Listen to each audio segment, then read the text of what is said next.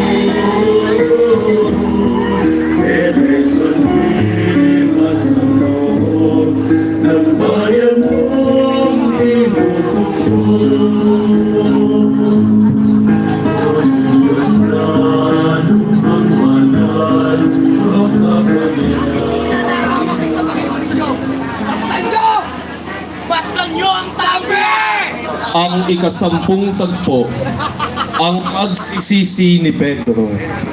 Isama po natin sa ating kahilingan ang mga sumusunod. Para po sa buong angka nila kapatid Victor Ronquillo at pamilya, kapatid Nathaniel at Grace Torre at pamilya, at Layag family, na tinatapatan ng ikasampung tagpo na nakikibahagi ngayon sa ating panalangin. May mga pagkakataong naduduwag tayong harapin ang mga hamon sa buhay at maging sa pananampalataya ay nagkakaroon tayo ng pag-aalinlangan. Natatakot tayong mabatikos at mapintasan. Marami tayong agam-agam na nagiging dahilan kung bakit humihina ang ating pananampalataya. Nawa ay matuto tayong manindigan para sa ating sarili at sa ating pananampalataya. Tunghayan po natin ang ikasampung tagpo.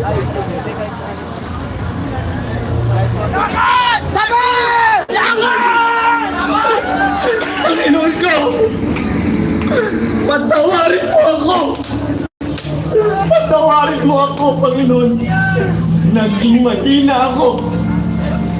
Patawad! Hindi nababagay ang aking pangalan! Hindi pa to ang aking pagkatao!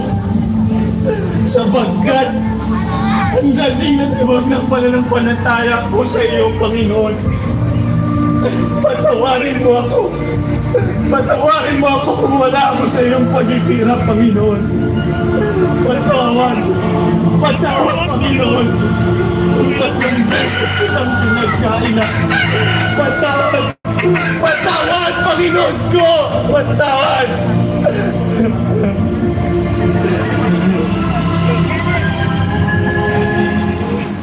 Maglaan po tayo ng ilang minutong katahimikan.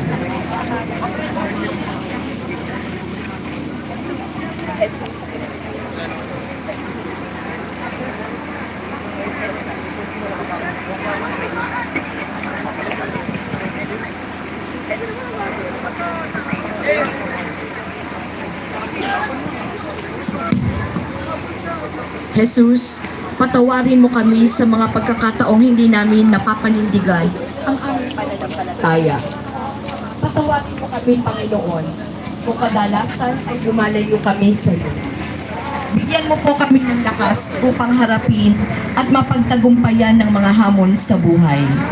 Tulungan mo po kaming maging matatag sa aming buhay pananampalataya at matutong ipaglaban ito sa mga bumabatikos at naninira sa aming mga paniniwala. Amen. Tayo po ngayon ay tutungo sa ikasiyam na estasyon.